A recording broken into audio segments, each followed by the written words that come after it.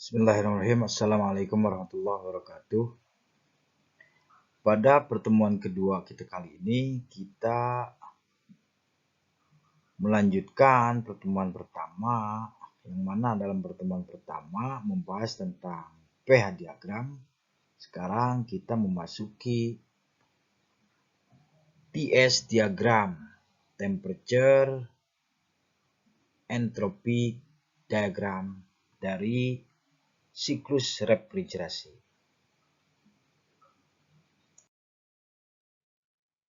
Adapun tujuan pembelajaran kita adalah siswa dapat menjelaskan dengan tulisan tangan apa yang terjadi pada TS diagram dari siklus refrigerasi beserta ilustrasinya. Yang kedua, menjelaskan dengan tulisan tangan konsep energi yang terjadi pada TS diagram dari siklus refrigerasi beserta ilustrasinya. Tujuan pembelajaran ini mau gak mau, suka gak suka, wajib terpenuhi. Kenapa? Karena suatu proses pembelajaran bisa dinyatakan berhasil. Salah satunya adalah jika tujuan pembelajarannya tercapai walaupun tidak harus 100% dan nilai tentunya akan sangat bervariasi. Baik, pada kesempatan kali ini kita akan membahas tentang TS diagram bagi siklus refrigerasi. Pada kesempatan yang lalu kita telah membahas tentang pH diagram. Untuk TS diagram ini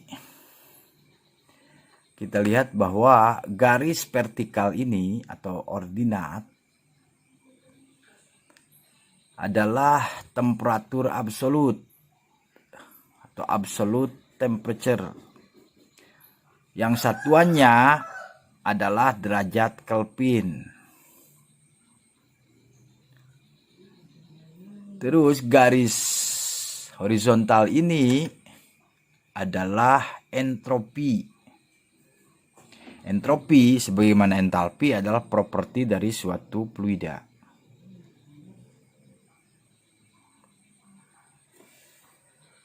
Garis yang melengkung ini atau kurva ini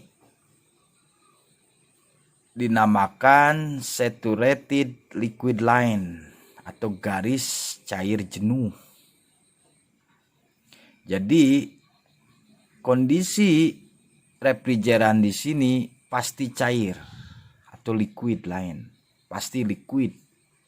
Sedangkan kondisi refrigeran di garis sebelah kanan ini, yang sebelah kanan, pasti uap atau gas. Yang di tengah-tengah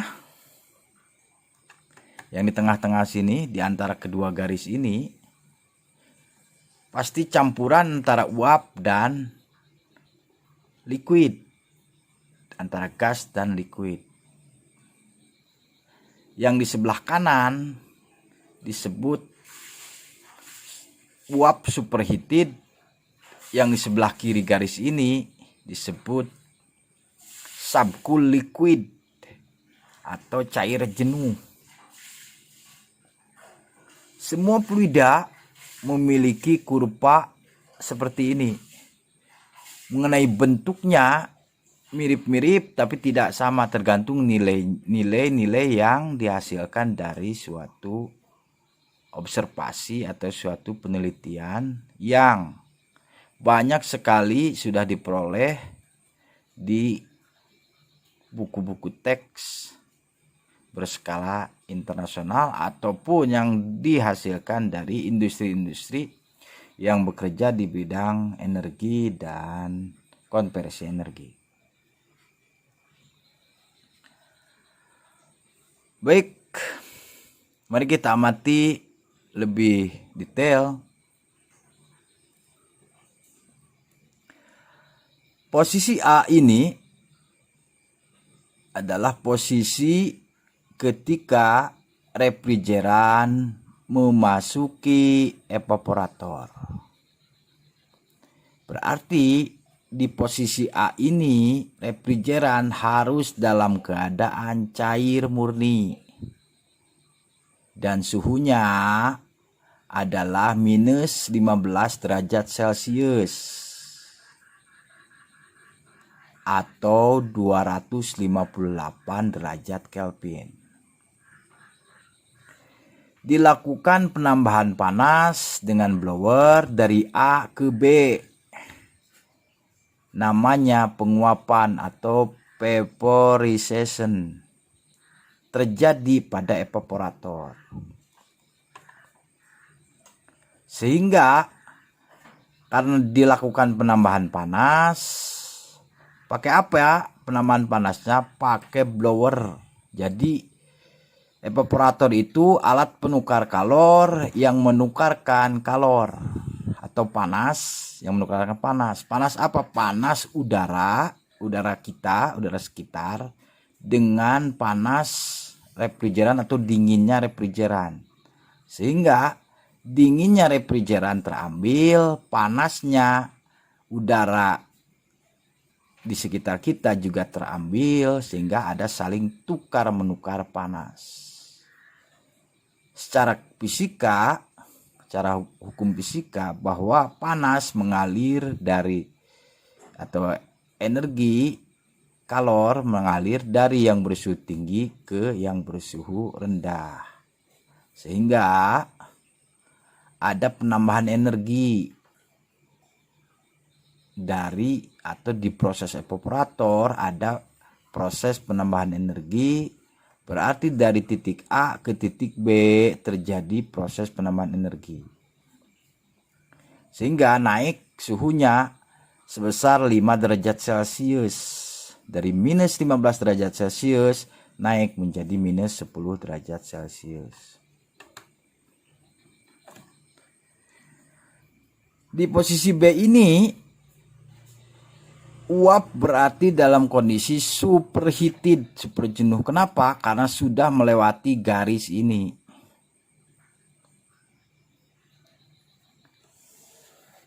Kok seperti itu? Kenapa? Karena yang kita bicarakan bukan air, tapi refrigeran. Refrigeran punya karakteristik yang unik masing-masingnya, sehingga di posisi minus 15 derajat Celcius saja dia bisa menguap atau bisa berbentuk uap.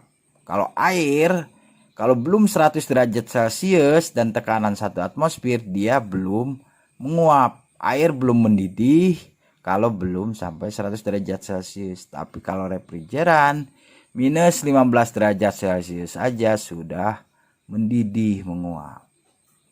Apakah panas? Tidak, dingin. Terus dia memasuki kompresor di titik B.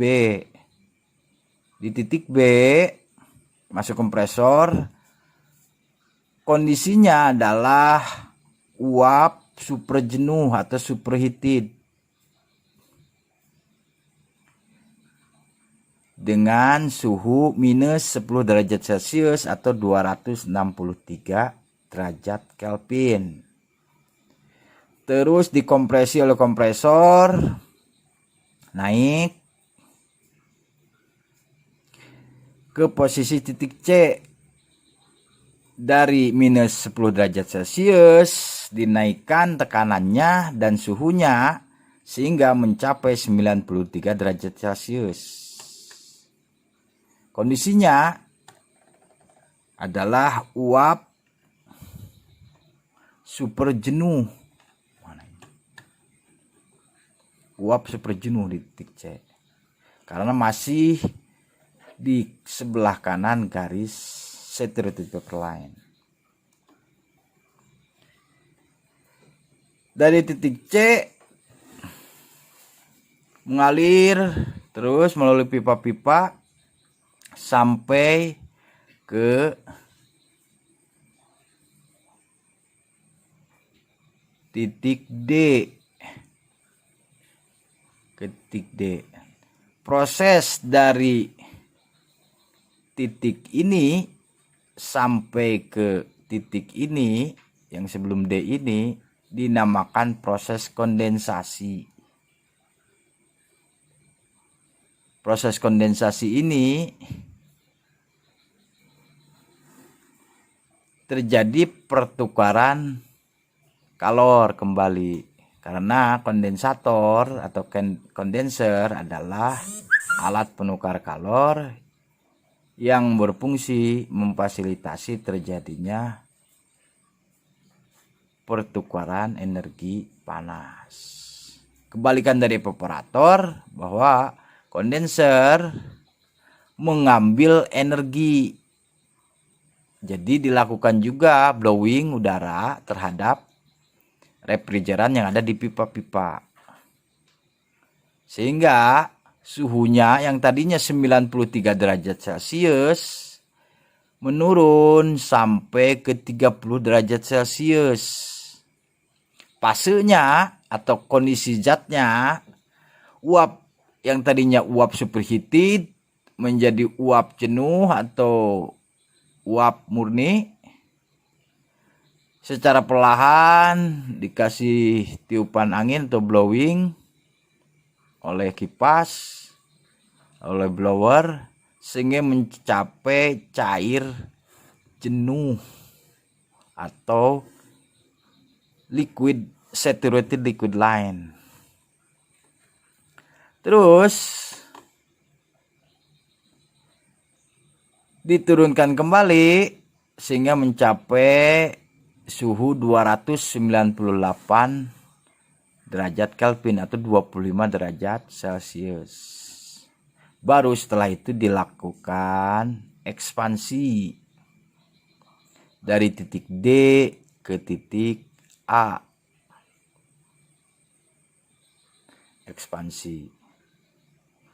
Ekspansi seperti yang telah lalu kita bahas merupakan kebalikan dari kompresi.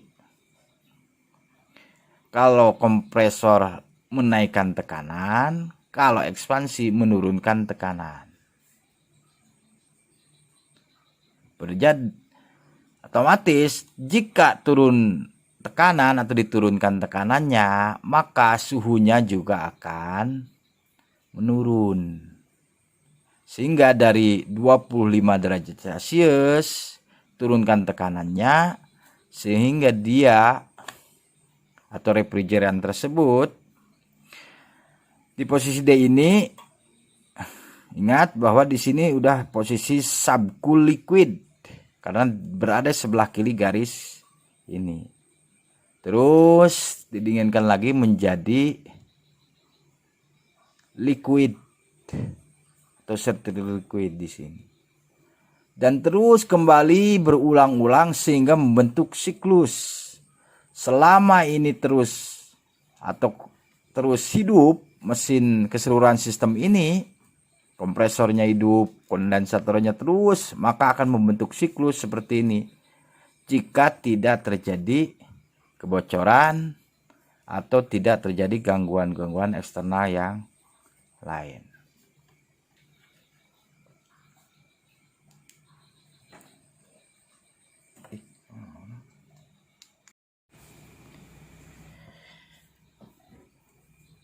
Selanjutnya mari kita tinjau energi kalor yang terjadi pada setiap bagian dari siklus refrigerasi. Kita amati lagi bahwa dalam TS diagram di sini terjadi energi kalor yang diterima oleh evaporator atau cold chamber di sini. Jadi proses dari A ke B, ini terjadi proses penambahan kalor atau penerimaan kalor oleh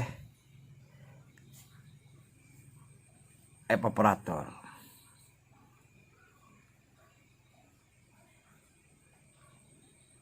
Energi ini bisa dihitung dengan menghitung luas di bawah kurva atau garis AB. Jadi, ngitung energi seberapa besar energinya ini dihitung berdasarkan atau luasan di bawah kurva AB. Terus yang kedua, energi yang terambil pada proses kondensasi. Kenapa terambil? Karena uap lebih panas, uap refrigeran yang dalam pipa-pipa itu kondisinya lebih panas daripada udara sekitar.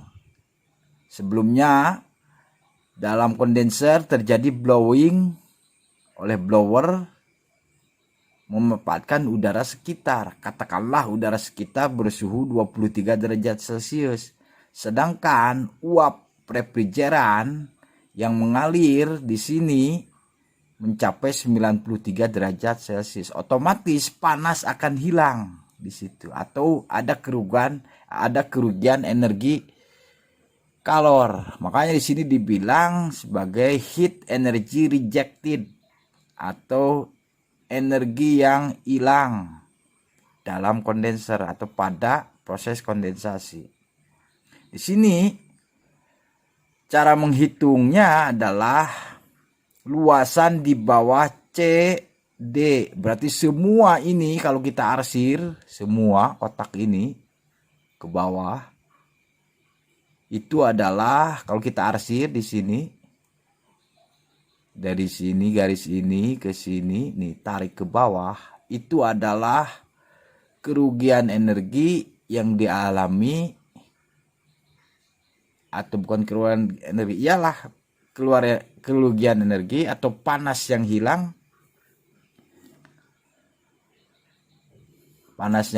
atau panas yang dibuang dalam proses kondensasi. Berarti cara menghitung luasnya,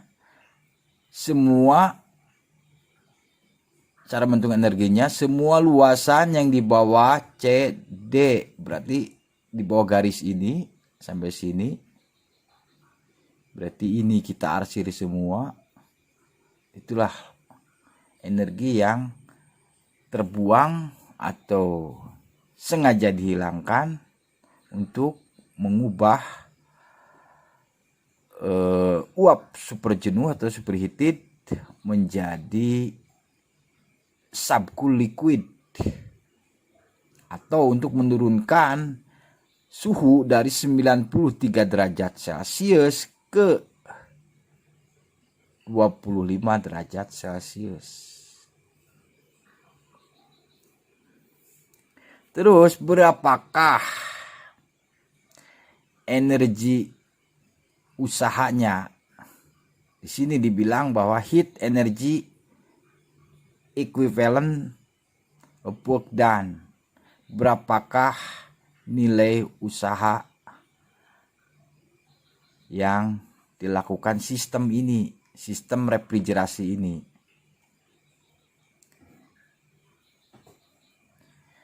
Di sini udah dijelaskan bahwa usaha yang dilakukan untuk melakukan sistem ini, sistem refrigerasi ini adalah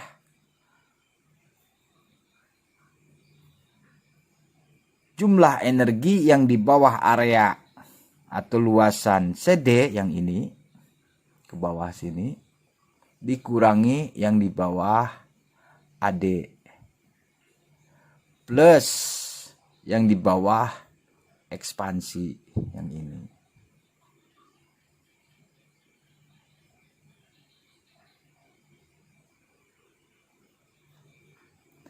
Yang terus ada sebuah catatan di sini bahwa seperti saya telah singgung sebelumnya bahwa kompresi di sini, proses kompresi dilakukan secara isentropik atau adiabatik.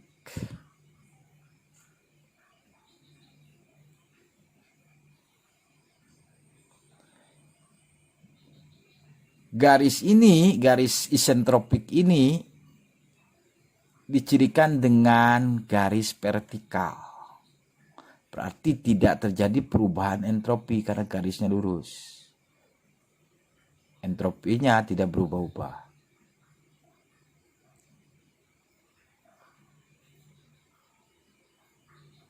Terus yang menjadi catatan lagi,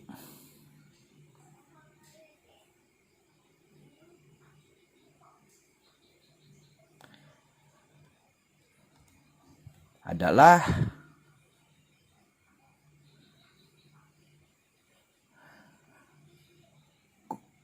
suatu sistem refrigerasi diukur kinerjanya dengan suatu term atau suatu istilah yang namanya coefficient of performance atau COP.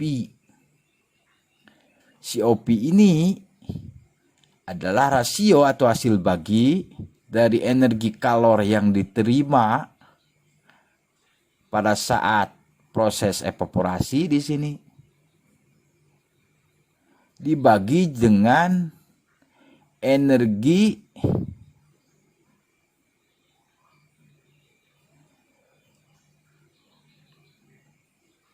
keseluruhan, dibagi dengan energi keseluruhan atau yang ekivalen dengan work atau usaha atau effort dari sistem tersebut. Sehingga kalau kita plotkan dengan pendekatan luas area tadi, maka coefficient of performance atau COP adalah luas di bawah AB yang ini, yang ada arsirnya ini, dibagi luasan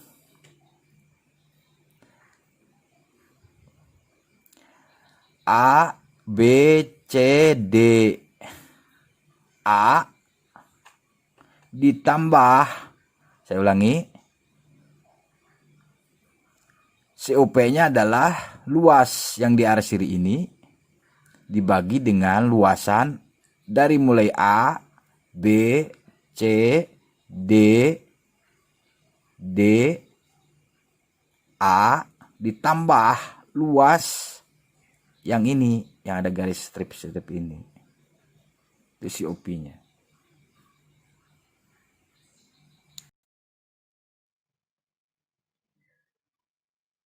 Demikian apa-apa yang bisa saya sampaikan. Adapun tugas untuk minggu ini adalah pertama, gambar dan jelaskan dengan tulisan tangan apa yang terjadi pada TS diagram dari siklus refrigerasi beserta ilustrasinya. Jadi saya harapkan Anda, apa-apa yang saya bicarakan tadi, Anda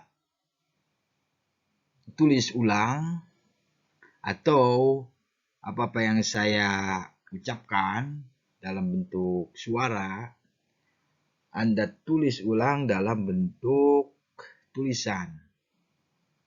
Sehingga informasi yang saya berikan menjadi terserap dengan baik oleh kalian semua. Yang kedua adalah gambar dan jelaskan dengan tulisan tangan tentang konsep energi yang terjadi pada TS diagram dari siklus refrigerasi beserta ilustrasinya.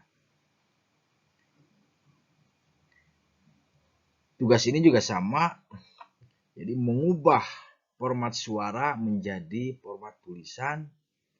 Tulisan tersebut ditulis tangan, dipoto dan dikumpulkan melalui grup WA TPL.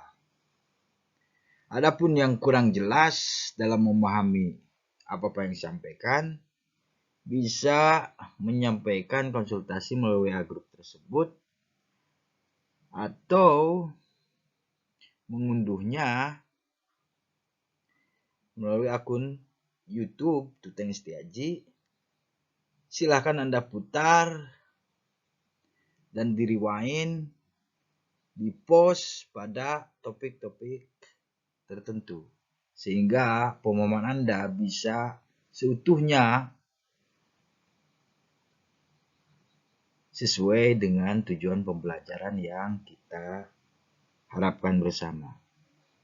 Billahi taufiq wal hidayah. Wassalamualaikum warahmatullahi wabarakatuh.